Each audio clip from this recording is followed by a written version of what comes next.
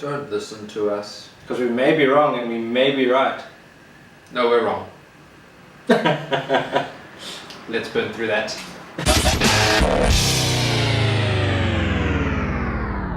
So, I'm Nick. And I'm Dax. And welcome to The Coal Room, our rugby union chat show. So, yeah. Well, look, it was a better showing this week with the one South African team, and there's some positives in the other games, but yeah, still not where we should be in terms of the rest of the Sanzo affiliated Super Rugby teams. We got 2 out of how many games? 7 games right in our predictions? Called it 3. No, it's 2.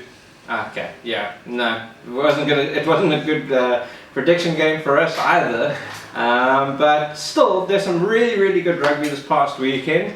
Some we couldn't really watch, so looking at basically stats and that type of thing for some of the late games and some of the early morning games that we couldn't really watch. But still, we're going to keep it consistent in terms of how we're going to judge them based on what we've seen and basically the highlights that we've reviewed. So, in other words, do not listen to our score predictions and who we think is going to win, but just listen to us talk. Yeah, we like talking. But before we drag on, let's first congratulate the Irish for their Grand Slam win and for claiming the Six Nations trophy. 2 games to spare. Yeah, that's fantastic for the Irish. Great contenders for the World Cup next year, considering that they slew both the New Zealanders and South Africa last year. And now they're second in the world ranking, so they're really up there. And embarrassingly, English finished 5th. Yeah, that's it's quite shocking for them this year. Defending champs losing to Scotland, France, and Ireland. Okay, out of those 3, Ireland's the only real big one that they could have lost against. France, that was an embarrassing one. Scotland, they're the giant slayers. Yeah, they currently are the giant slayers. It's going to make for an interesting lead up to next year's World Cup as well. Going to have more competitive games. Yeah. We're not going to end up with the last World Cup where the semi-finals was Southern Hemisphere. Pretty much. Literally the rugby championship. Essentially. So yeah, it's going to be quite an interesting lead up to the Rugby World Cup.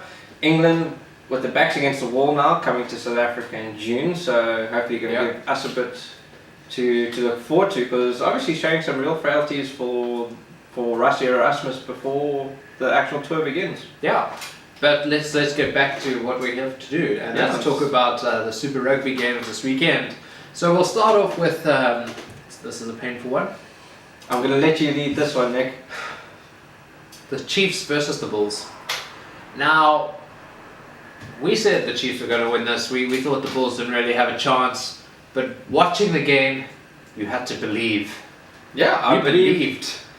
Yeah, the Bulls were leading up to half time. Yeah, 14-point lead. The rugby they were playing was fantastic rugby. Go forward ball, breaking the line, and then they imploded. Ran out of steam will probably be more accurate. Okay. You said potato, I said potato. Yeah, so very disappointing result for a very young Bulls team under John Mitchell, who were leading into half time. Usually you would think that the team with that type of positives, playing with a really positive go forward rugby, should close out the game from there. But the Chiefs showing their class. Well, let's quickly check how many teams this week leading at half time actually won. Because Bulls didn't win, the Crusaders didn't win, they didn't lead, the Sunwolves didn't win, the Rebels didn't win. I feel like leading at half time means nothing anymore. No, basically rugby is an 80-minute sport, so it's no good playing for the first 40 minutes and then fade away for the second. You have to see yourself through, and there's one game in particular or 2 games that stand out this weekend that showed good 80-minute rugby and how important it actually is. I think you look at the Chiefs especially. Yeah, we can talk about the defining moment of this game. I think there were 2 defining moments for the Bulls. The first was the disallowed try. Really debatable on whether it was obstruction, wasn't it? Look, they sided with the defensive team on this one. Look, if you are going to be in a obstructive line, you must unfortunately bear the consequence in terms of that. Yeah. You can't interfere with a player in a defensive structure. But to be fair to the Bulls, Diago, he didn't change his line to obstruct any defenders. And it's debatable whether a forward would have caught the breakaway Geland. It's debatable, but you know what? We have to stick with the rules on this one. You have to say, was the player going to be inhibited from actually having an actual good, clean attempt at the tackle? They sided with the defensive team that he was obstructed. So that was one turning point. Second turning point was the card. Yeah. Now, as a Bull supporter, I will be honest and say that was a red card. Should have been a red card.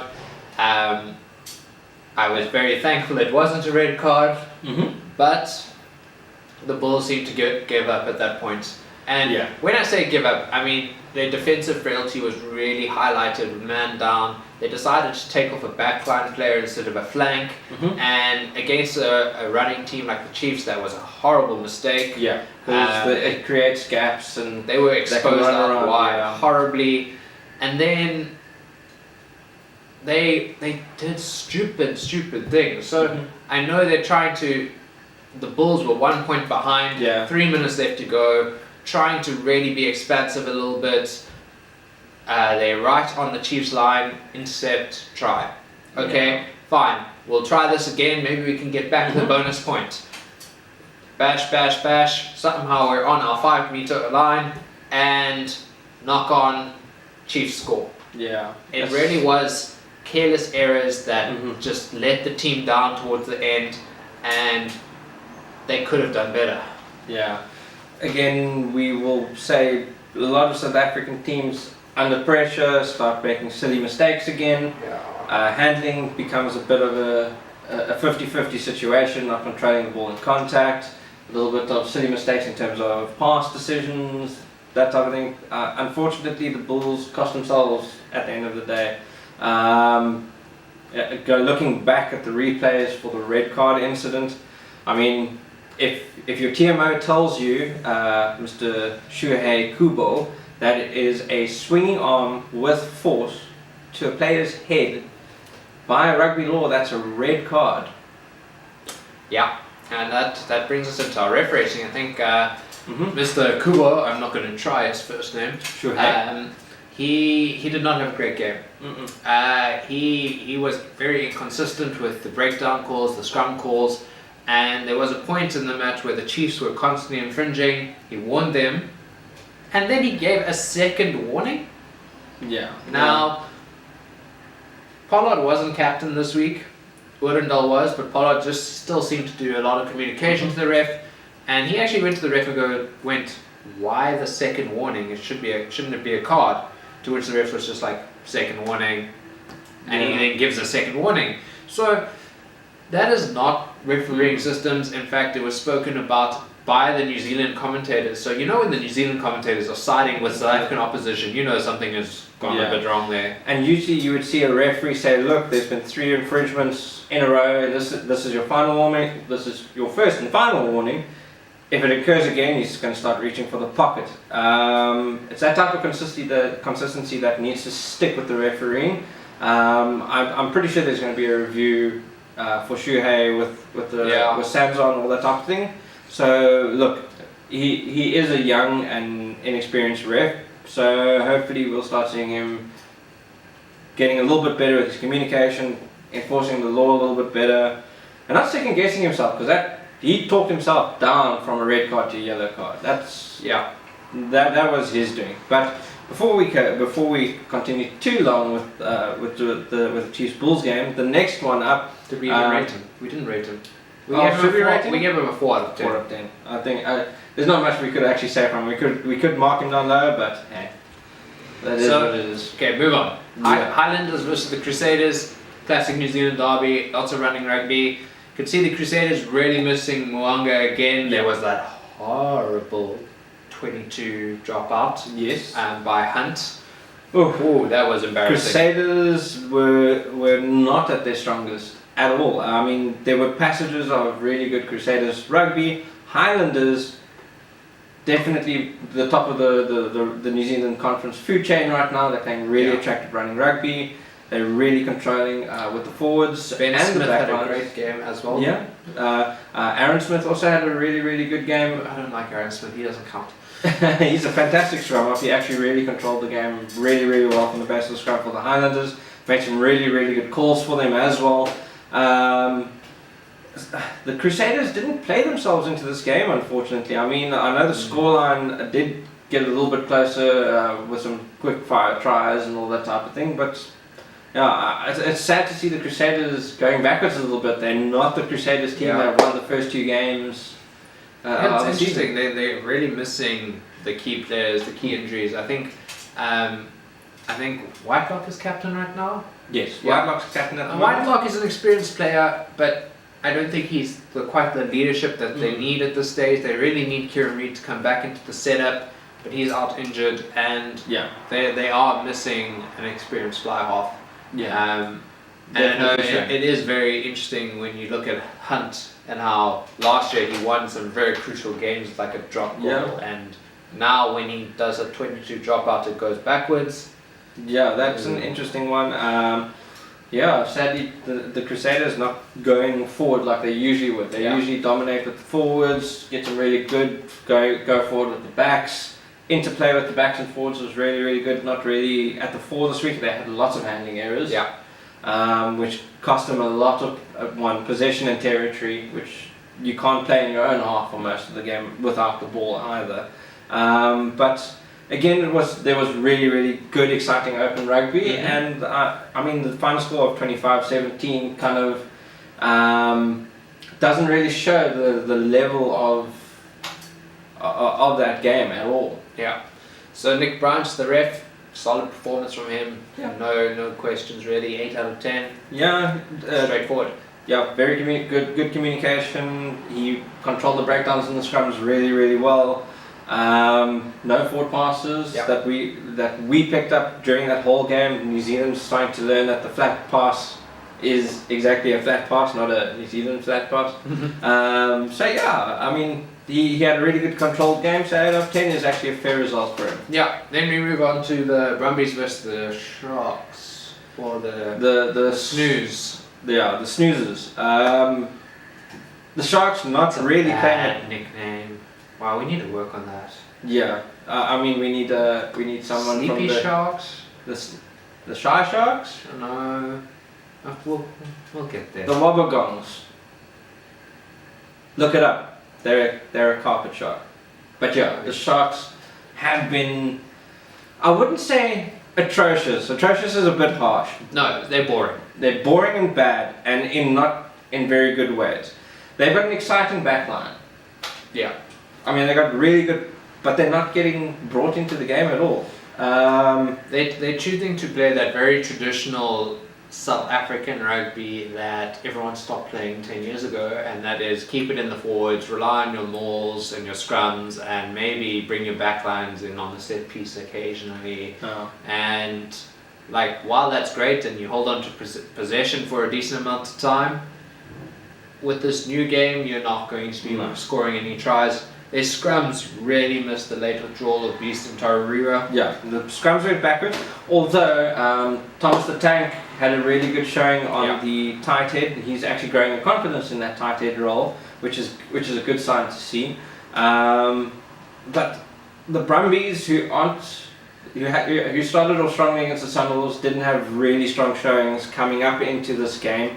You would think that this is a kind of game that the Sharks would have gone into with a little bit of confidence after they went with the Sunwolves. But you know, trying to knock them back. They've got another Australian opposition in their next game, so they're not touring in the same fashion that the other teams, South African teams are. Yeah. So they do have a chance to still cover from their tour. But yeah, they definitely need to change their game style, in my opinion. Yeah. Otherwise, you're really going to have the scrum half Lou Schroeder as their standout player, because he's getting from point A to point B and delivering good ball, but Other than that, there's not much we can say. I mean, good Yeah. to see Jean-Luc back on the field. Yes, it was a good. That's a positive.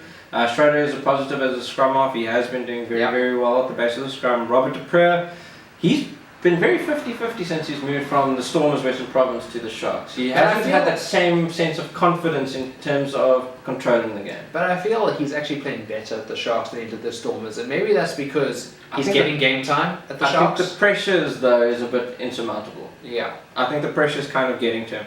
And again, the outside backs, I mean, they got some really, really fantastic outside backs. And Mnisi wasn't brought into the, who's been brilliant out on the left wing, not brought into the game at all, unless he actually did what a Brian Habana used to do, was look for work. And that's not what you want your winger to do. You want to bring your wingers into the game, create interplay so that they can break lines, or create space for the wingers to create more lines.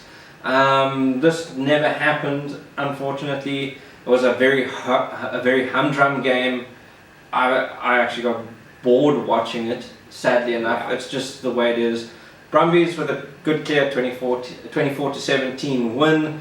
Glenn Jackson was our referee for this Decent match. game, nothing we can really say about him. 7 out of 10. 7 out of 10. It wasn't the kind of type of game that the referee could really spice up on that one. So 7 out of 10 for Glenn, I think, is actually quite a fair result for him as well. And we move to Cape Town, South Africa. This is one we got horribly wrong in terms of our predictions last week.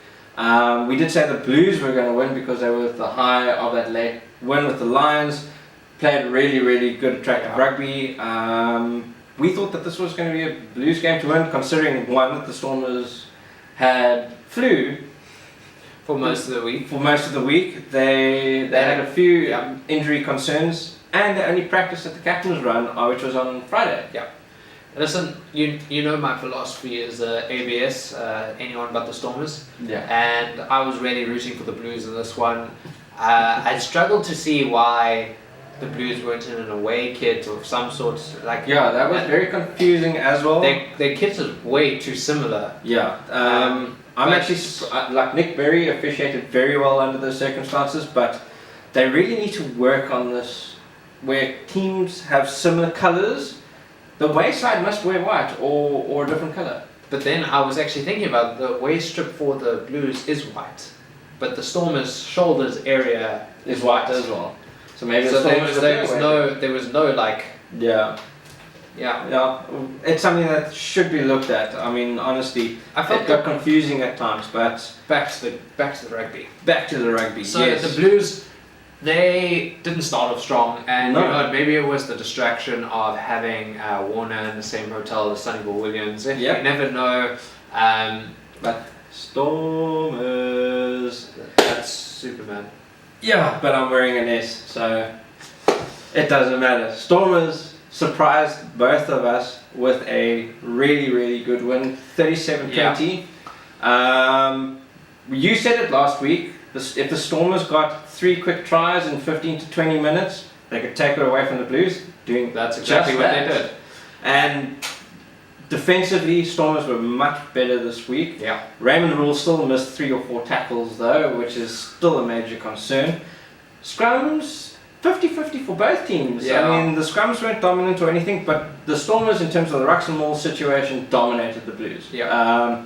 The back line this week, JJ Engelbrecht on the wing. He actually played very well on the wing. Fantastically. I mean, he doesn't have the out-and-out pace you want from a winger. No. He was caught a couple of times, but he still had a very good game. He came in at the right places. Defensively, he was solid. I'd like to see when SB Murray is back to full fitness for Lex to go to the one ring, SB Murray to come back to full book and keep JJ on the wing for now, and it seems to be working. Damien Willemse had a brilliant game at fly half, controlled really well with Dewald Duvenage as well. Captain Courageous, Sia Kolisi leading from the front. It was a surprise. I mean, honestly, we can rave about how well the Stormers played. No, you mean you can rave how well? I can. Still biased about the Bulls, but no, I'm just sour. There's a difference. So there is a difference. Yes, sour. I'm very, very proud of the Stormers. I'm very sorry for I've doubted you, but they really, really had a good game. not their handling was a lot better this week. The lineouts were a little bit better this week as well. Fixing up a lot of those issues that have been plaguing them with their overseas tour. I mean, we honestly thought down and out from that tour the Stormers weren't going to be in the competition for this one. But great win. Nick Berry, like we said, did very well with the jersey situation. He had a really, really good game. Yeah, she's trying to tell who does what in that one. No? Yeah, he controlled the game very, very well. He gets an 8 out of 10 for us for a really well officiated game. And then we moved to the game of the weekend for me. I know you love your Stormers, but actually this was the better game to watch. Yeah, this was exciting. This was the Lions versus the Sunwolves, and wow, that really was a game to watch. The Sunwolves starting off strong, taking the lead. Lions having to crawl their way back into a leading position, and literally they won by 2 points. Where in what? What universe would anyone expect the Sunwolves to do that? Yeah. I mean, the Lions were nowhere at their best. Somewhere along the line this week, something turned the tide, or it goes back to the Blues game that they played the week before. Something is not right in that camp. I actually think it was them walking onto the field being like, it's the Sunwolves. And the Sunwolves actually, they were really fronting up this season. But that's it. And Nick Mallett in the Super Support studio said they are being competitive. They are fronting up. I mean, the Lions completely taken aback from the rush defense. I mean, the Lions didn't even adapt their game to that afterwards. I mean, Jaguars was smothered most of the time. Ross Crenier also ineffective that whole game. Andries Kutsia, although was given a ball for a great try, actually almost lost the game for the Lions. How many handoffs did he have? He got bumped off loads of times. I mean, his frailties at fullback are starting to show. I think he's trying to be too flashy with ball in hand. He's trying to be the new Villy LaRue or Zane Kirshner, where, I have this great goose step, but that's all I have. I mean, look, he's got a good boot on him. Yeah, but I mean, and he is quick, but defensively he's not there. He does silly mistakes at key moments. I mean, in what universe will a fullback, while attacking the try line in the Sunwolves 22, decide to chip over the top where there's 5 defenders waiting for the ball? And there's no penalty advantage. And no penalty advantage on top of that, so that you can guarantee to get the ball back. What happened? The Sunwolves catch the ball on the full, so they can call a mark, so they get a free kick. Hoof it downfield. Their chase from their wingers was phenomenal. Gather the ball and score under the post. I mean, and that almost lost the game for the Lions. If they didn't get that last try as well, the Sunwolves were in it for all money, creating an upset. I mean, the Lions were dismal. At this point in the weekend, I knew my predictions were gone. So I was sitting on the couch going, come on Sunwolves, just ruin it for my predictions and win this game. I wouldn't care. Yeah. I didn't even get margin points for this prediction because they won by 2 points. I think I said by 12 or 14. But I mean, the Lions didn't scrum well at all either. Yeah. We again said the rush defense smothered any form of Lions play. Look, there was some brilliant moments from the Lions. Again, Janche with the moment's brilliance with the charge down, gathered the bouncing ball and then scoring a try. But other than that, there's not much we can really praise them for. I mean, I'm struggling to see certain players actually getting their Springbok call-ups again. Andries Kutsia for me is the definite drop. Yankees is 50-50 at best. Yeah. Ross Crenier dropped. Definitely, he's not the general that's.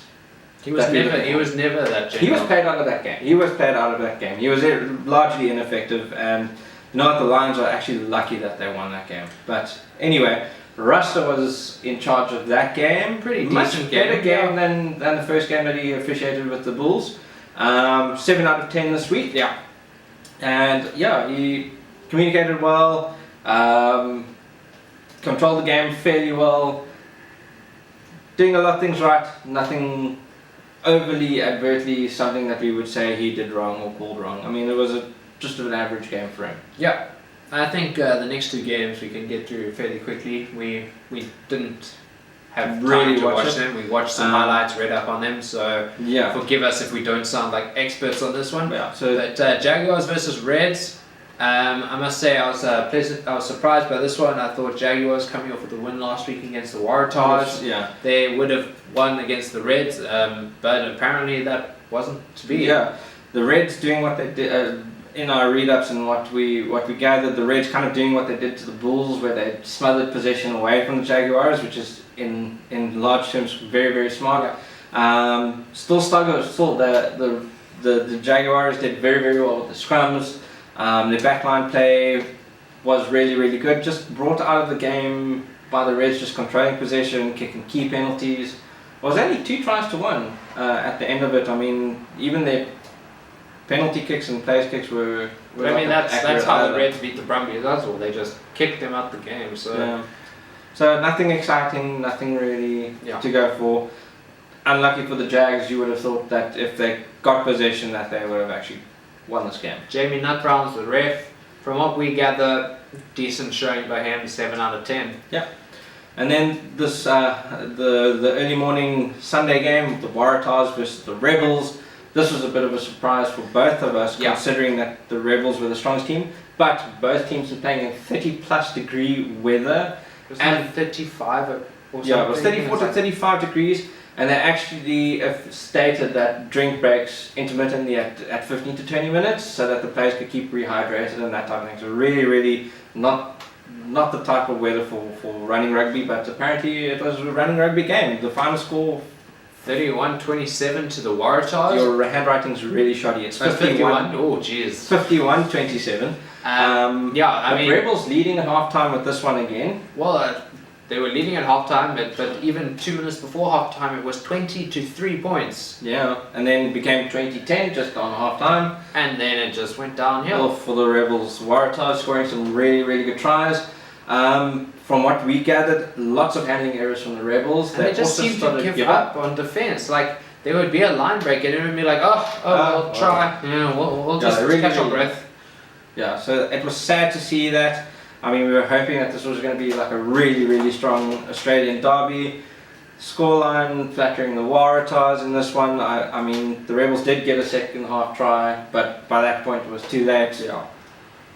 Yeah. So that's basically what we can say. Rebels they basically Just gave up. gave up.